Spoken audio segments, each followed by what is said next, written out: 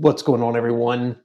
We're going to talk about something that a lot of people in the ham radio world don't want to hear. Something that's been obvious for years, but this past weekend's massive winter storm finally made impossible to ignore. ARES is dead. ARES is dead. The legacy structures, the ones that were supposed to be the backbone of volunteer communications, simply don't exist in any meaningful operational way anymore.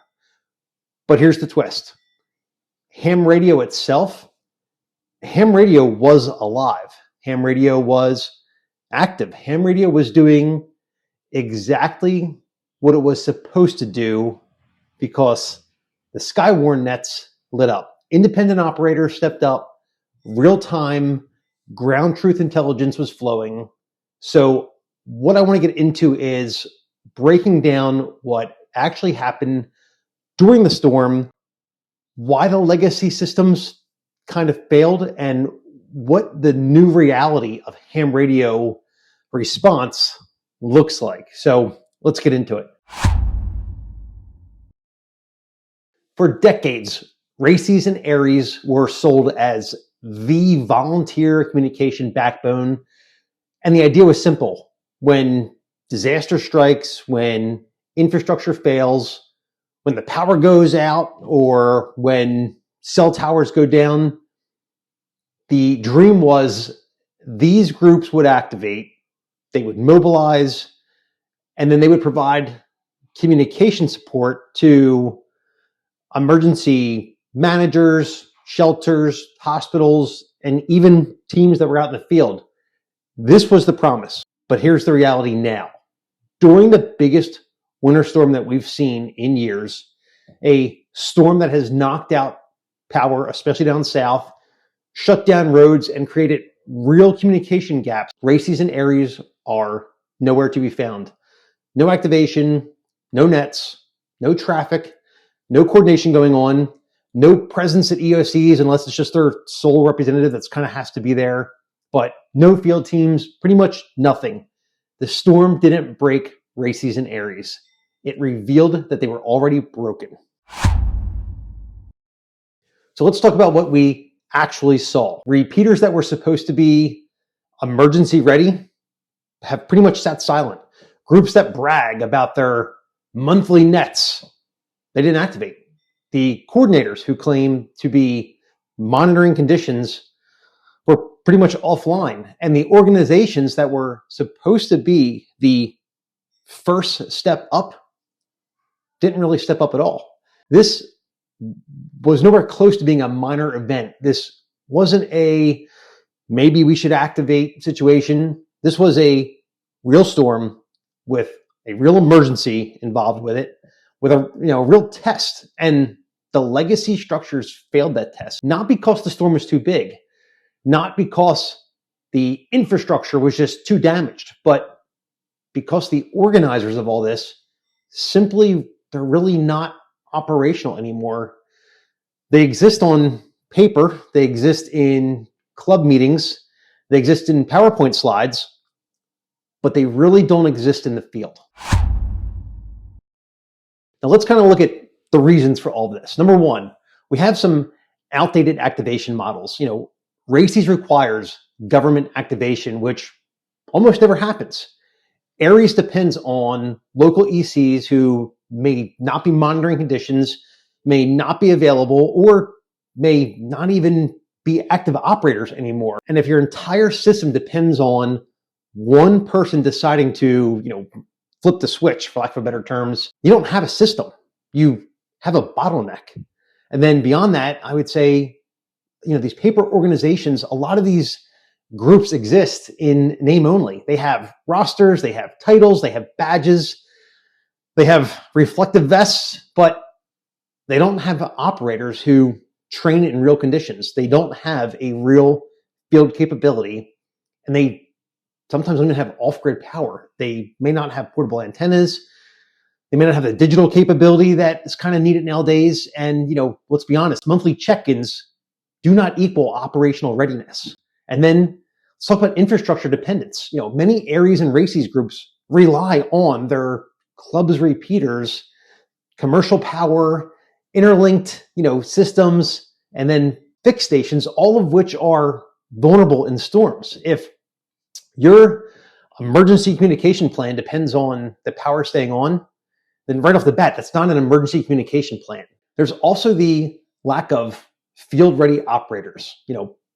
Modern response requires a bunch of things: battery power, portable antennas, an HF capability, like we saw in the Hawaii wildfires, digital modes, simplex proficiency, and cold weather deployment, so that you can provide real-time situational reporting. And most legacy volunteers simply aren't trained or equipped as well as they should be for this.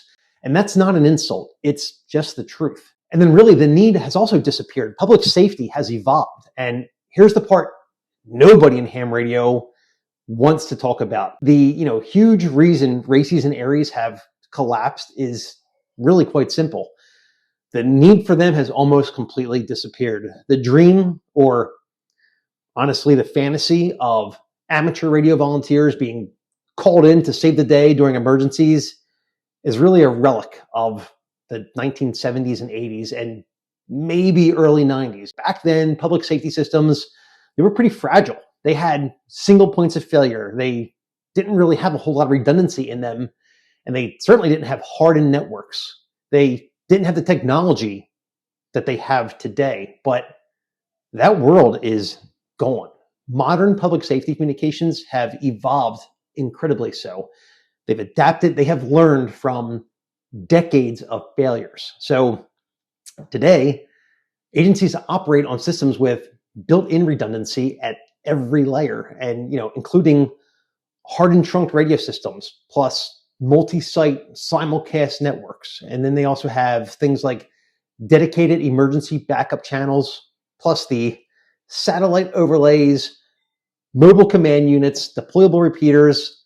You have FirstNet now and Band 14 LTE, and they all have priority access, and redundant fiber and microwave backhaul. So there's a whole bunch there already, plus there's interoperability gateways, cross-agency digital dispatch systems, and these systems are designed to survive storms, power outages, fiber cuts, tower failures, even complete site loss. And when something does fail, they have automatic failover modes that kick in without anyone touching a button. The idea that a county EOC is going to call in a group of, not as an insult, but a group of hobbyists with handheld radios to restore communications, it's not just outdated, it's really unrealistic at this point. Public safety doesn't need RACES or ARES anymore. Not because ham radio is useless, but because their systems have outgrown the need for volunteer stopgaps. What used to be a semi-common occurrence, that is, calling in radio volunteers to support the shelters and hospitals or field teams, it's really now almost unheard of. And again, not because the volunteers got worse, but because the infrastructure has gotten so much better. And when the need disappears, the organizations built around that need, they disappear along with it. And that's exactly what we're seeing with the current RACES and ARES models that are still in existence. Now, this isn't all doom and gloom. Let's talk about the part that matters, because while RACES and ARES were silent, ham radio is not. SKYWARN nets, a lot of them activated immediately. And this is important. SKYWARN operators were on the air. Nets were active. I was monitoring them. Reports were flowing. The spotters were providing real-time ground truth to the National Weather Service. And this is what ham radio is supposed to look like. Operators doing things like calling in the snow totals, the ice accumulation, the visibility, any wind damage, the road conditions, where there were power outages, if there were trees down, if there were whiteout conditions. And all of that was real, actionable intelligence. And it mattered. Independent operators stepped up outside of SKYWARN, and we saw, and I heard things like simplex traffic going on, off-grid VHF, HF check-ins were happening, mainly because it was probably associated with winter field day, but they were still going on. But you had guys using portable antennas, you had, neighborly coordinations going on, and none of these were official groups. These weren't people waiting for permission to get on the air. These were operators who train, who prepare, and who actually show up. And I think this is the new reality. Ham radio isn't dead, but the old structures are. So what does the future look like? Well, according to me, the way I see it, I'm going to say it's going to be decentralized, not hierarchical, just small, self-sufficient groups. And we know that those outperform large bureaucratic structures every time. It's why the private military contractors are so successful. And then field-capable operators, people who train in real weather, real terrain, with real power outages, practicing in all the real conditions. And then infrastructure independent capability operators who can run off-grid, on simplex, possibly even on HF, with portable antennas, with digital modes, and just on battery power. We saw a good chunk of that with Hurricane Helene.